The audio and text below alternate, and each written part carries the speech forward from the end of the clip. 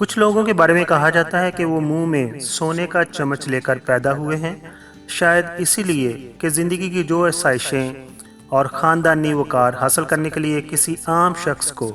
برسوں لگ جاتے ہیں، وہ پیدائشی انہی کے نصیب میں آ جاتے ہیں۔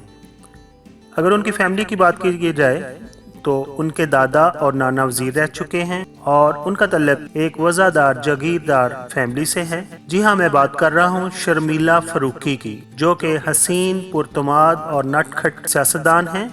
اور اپنے خاندان کی عزت کو ساتھ لے کر چلتی ہیں۔ شرمیلا فاروقی 25 جنوری 1978 کو کراچی سندھ پاکستان میں پیدا ہوئی ہیں۔ اگر ان کی فیملی کی بات کی جائے تو جیسے میں پہلے بتا چکا ہوں، ان کے دادا اور نانا وزیر رہ چکے ہیں۔ ان کے والد عثمان فاروقی پاکستان سٹیل مل کے سابق چیئرمین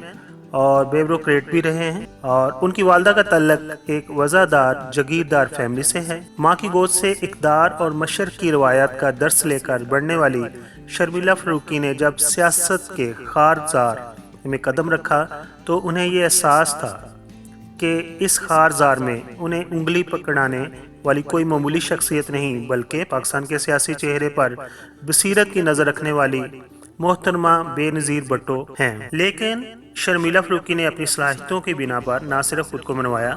بلکہ سیاسی کام عمری میں جب سندھ حکومت کے انتظامی امور میں عملی کام کے لیے انہیں چیف منسٹر آف سندھ کی ایڈوائزر منتخب کیا گیا تو تب وہ کہتی ہیں کہ مجھے ایسے لگا کہ جیسے میں نے وکالت کو پڑھنے کا اور بطور کیریئر اپنانے میں جو میں نے فیصلہ کیا تھا وہ صحیح تھا۔ شرمیلا فاروقی سندھ اسمبلی میں پیپلز پارٹی کی طرف سے خواتین کی خصوصی نشستوں پر منتخب ہونے والی ایک مضبوط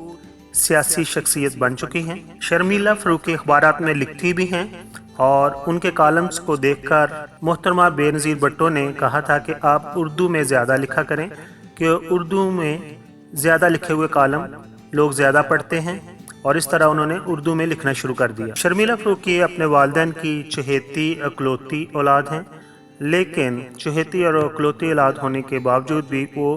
غیر مہذب اور بگڑی ہوئی نہیں ہیں۔ شرمیلا فاروقی کہتی ہیں کہ میرے والد نے مجھے اپنے سے آگے چلنے کا حوصلہ دیا اور اماں نے بھی انہیں بہت سپورٹ کیا، مگر ہر بیٹی کی طرح وہ کہتی ہیں میں بھی اپنے والد کے بہت قریب ہوں، لیکن اپنی ماں کی ہمیشہ احسان مند رہی ہوں کہ وہ ایک جاگیردار خاندان کی گھریلو خاتون ہونے کے ناطے اپنے اصولوں اور اقدار کی بہت پابند تھیں، اور وہ کہتی ہیں کہ ان کی والدہ نے ان کی پرورش میں اسلامی اور مشرقی اصولوں کو پیش نظر رکھا ہے۔ شرمیلا فاروقی کہتی ہیں کہ ان کے والد نے ہمیشہ انہیں ایک لڑکے کی طرح سمجھا اور کبھی یہ نہ سوچا کہ ان کی اولاد جو اکلوتی ہے وہ ایک لڑکی ہے، اور انہوں نے بھرپور توجہ دی۔ اپنی اماں کے بارے میں وہ کہتی ہیں کہ میری اماں نے کہا تھا کہ جب تم اکیلی چل رہی ہوتی ہو تو اکیلی نہیں چل رہی ہوتی، بلکہ تمہارے ساتھ خاندان کی عزت چل رہی ہوتی ہے، ہمیشہ خاندان کی عزت کو اونچا رکھنا ہے۔ اور کہتی ہے کہ میں نے یہ بات اپنے پلے باندھ لی اور ہمیشہ میں نے ایسے ہی کیا کہ جس سے خاندان کی عزت کو کوئی اس کے اوپر حرف نہ آئے۔ دوسرے پیرنٹس کی طرح شرمیلا فاروقی کے پیرنٹس بھی یہی چاہتے تھے کہ وہ ڈاکٹر بنے، لیکن انہوں نے MBA کیا اور اس کے ساتھ پھر وہ وکالت کی طرف آ گئیں، اور جب وہ لا پریکٹس کر رہی تھی تو انہوں نے مشہور بریسٹر اعتزاز حسن کے ساتھ بھی کام کیا۔ شرمیلا فاروقی کہتی ہیں کہ میں نے دیکھا جب میں پریکٹس کر رہی تھی لا کی تو عوام کو انصاف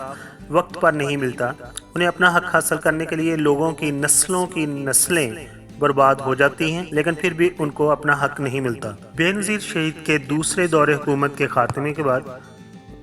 شرمیلا فاروقی کہتی ہیں کہ ان کے خاندان کے خلاف مقدمات بنائے گئے،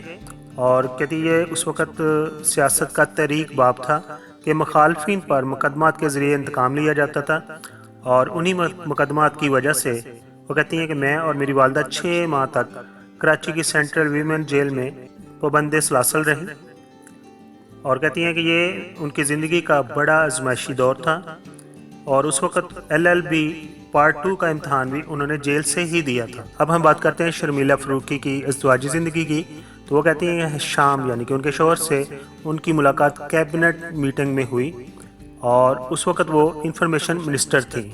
وہ کہتی ہیں کہ ان کے ساتھ میری 2-3 میٹنگز ہوئیں تو مجھے لگا کہ وہ غیر مشروط میری رہنمائی کرتے ہیں، اور پھر اسی طرح آگے یہ بات بڑھتی گئی، اور تیسری ملاقات میں انہوں نے شادی کی خواہش ظاہر کر دی۔ تو کہتی میں حیران ہوئی، اور میں نے ان سے کہا کہ میں اپنے والدین کے مشورے کے بغیر کوئی قدم نہیں اٹھا سکتی، اور پھر میں نے اپنے پیرنٹس سے مشورہ کیا، وہ भी शाम को पसंद करने लगे और इस तरह हमने मंगनी का ऐलान कर दिया। शर्मिला फ़ारूकी की शादी हशाम रियाज शेख से 5 मार्च 2015 को हुई। शर्मिला फ़ारूकी कहती हैं कि उनके शोहर उन्हें बहुत ज़्यादा पसंद करते हैं और वो चाहते हैं कि मैं हर वक्त बनी ठनी रहूं, और ज़्यादा वो खाना खाने के लिए बाहर जाते हैं और उस वक्त वो उनकी ख्वाहिश होती है कि मैं साड़ी पहन लूं, और कहते हैं इस तरह हम इकट्ठे घूमते हैं और फिल्में वगैरह भी इकट्ठे देखते हैं। आखिर पर हमारी दुआ है कि वो अपनी ज़वाजी ज़िंदगी में कामयाब रहें और उसके साथ साथ एक सियासतदान होने के नाते वो एक रवायती सियासत को छोड़कर ऐसी सियासत करें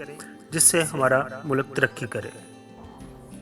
जैसा कि आपको मालूम है कि पाकिस्तानी फ़नकारों के बारे में, स्पेशली हमारे लेजेंड के बारे में यूट्यूब पर कोई जामिया इन्फॉर्मेशन मौजूद नहीं है, तो मेरी कोशिश है कि पाकिस्तान के जो लेजेंड अदाकार हैं, जो फ़नकार हैं और जो दूसरी शख्सियात हैं जो पॉपुलर हुई हैं और उन्होंने अपने काम से वतन की खिदमत की है, उनके बारे में इन्फॉर्मेशन को इकट्ठा करूँ, कंसोलिडेट करूँ और उनके बारे में एक वीडियो बनाऊँ। अगर आपको मेरी ये काविश पसंद आई हो तो प्लीज़ मेरे चैनल को सब्सक्राइब कीजिए। आप तमाम दोस्तों का एक बार फिर शुक्रिया।